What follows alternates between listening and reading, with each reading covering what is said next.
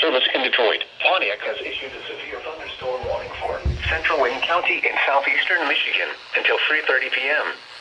At 2:51 p.m., a severe thunderstorm was located near Taylor, moving east at 15 miles per hour. Hazard, 60 miles per hour wind gusts and penny-sized hail.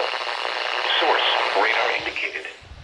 Impact, expect damage to roofs, siding, and trees. Locations impacted include Taylor, Wynot, Lincoln Park, Southgate, Allen Park, Riverview, Melville, Ecorse, and River Rouge. Repeating, a severe thunderstorm warning has been issued until 3:30 p.m. for the following county: Wayne, Michigan,